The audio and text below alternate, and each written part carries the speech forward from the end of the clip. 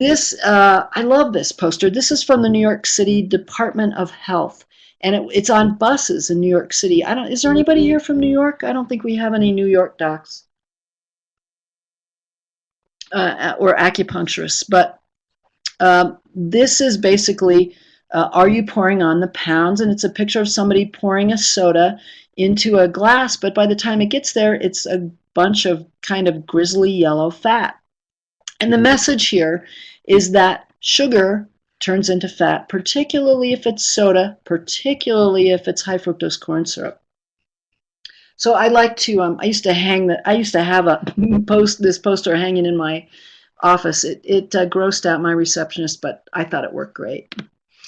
So safe weight reduction is adding all that onto interval training.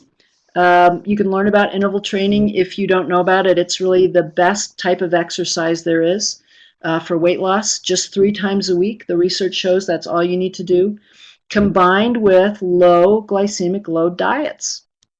And it works better, in my experience, if folks eat 3 meals and 2 snacks a day, they don't get hungry in between meals. And then basically what we're looking at is a modified Mediterranean diet.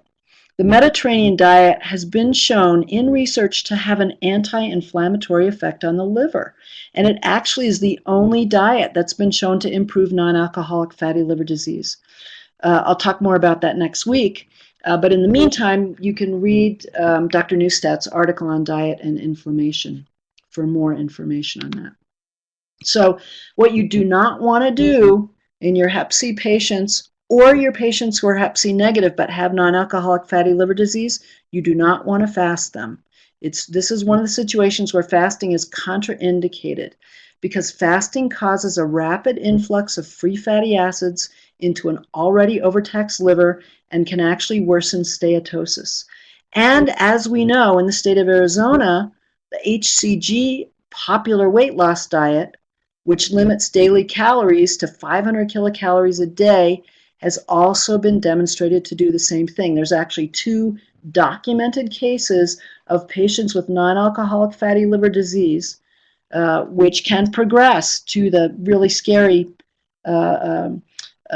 cirrhosis risk kind called NASH, N-A-S-H, that actually happened in 2 patients who were put on the HCG diet. And we know this because they had blood work and liver biopsies before and blood work and liver biopsies after.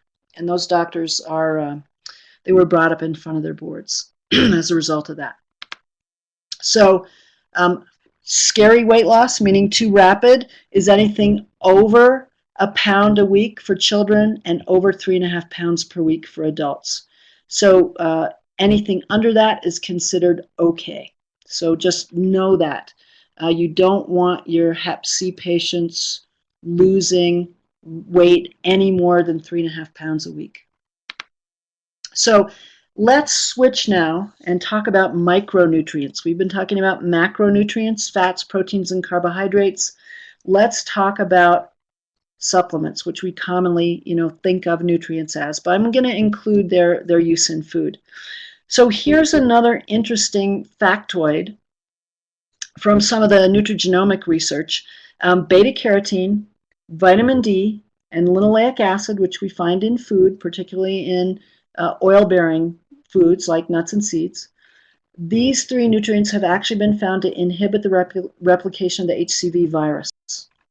Their combination, in other words, all 3 of them together, does more. There's a synergistic effect. So these studies at some point in time might actually prove that nutrients do inhibit the virus. Right now, these studies are in their early kind of stages, but I want to let you know that this kind of research is going on. I want to talk about antioxidants. We're going to talk about them a little bit more in 2 weeks. We're going to kind of dial in.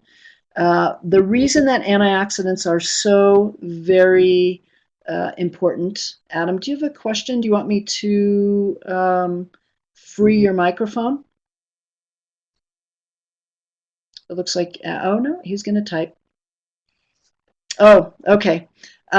We're going to talk, if you will be so kind as to wait until we get to the vitamin D section, I'm going to talk a lot about vitamin D.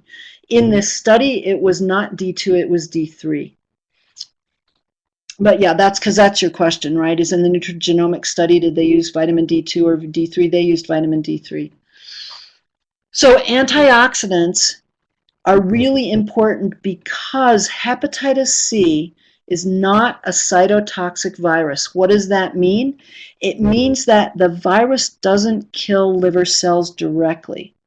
It does have an effect on liver cells of creating something we call oxidative stress. And oxidative stress is just, if you can imagine a bunch of free electrons shooting around the liver and causing damage. That's really the best analogy I can give you for what oxidative stress is. It literally is a bunch of free electrons that go wild and cause cellular damage.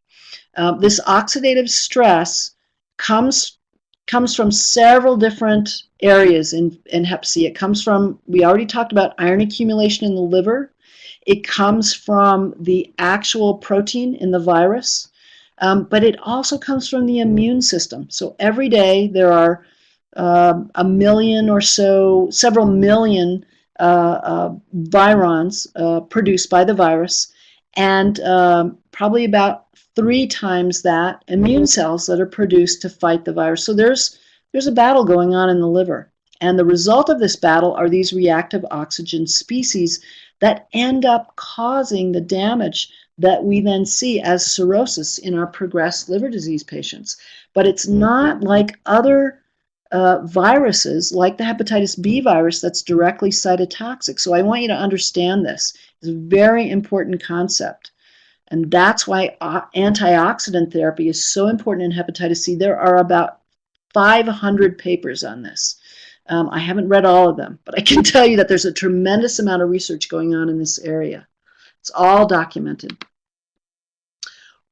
What happens is that this oxidative stress eventually contributes to liver damage through the production of these things called transcription factors. Now, for those of you that hate science, you can just read your email for a couple of minutes, but come back. Don't leave for good, because what I have to say is pretty clinically relevant here.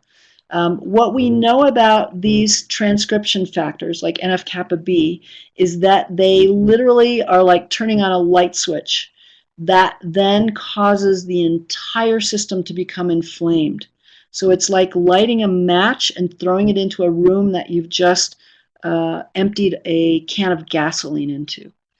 What prevents that is the body's own antioxidant defense system. So this is something that we have evolved with over thousands, hundreds of thousands of years. We as mammals, all mammals have this. And it is based in this tripeptide, this antioxidant called glutathione. So what we've seen, and the downward arrow means in HCV infection, this system becomes stressed.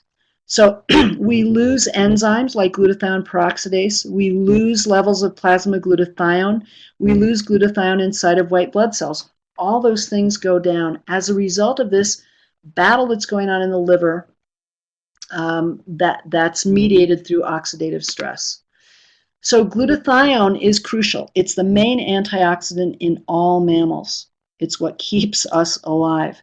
It's a sulfur-containing protein made up of 3 amino acids that's used in the liver for detoxification, that basically runs immune function, not only in the liver but the rest of the body, and that is the main antioxidant in the liver. In people who have HIV and HCV, these levels of glutathione are very low.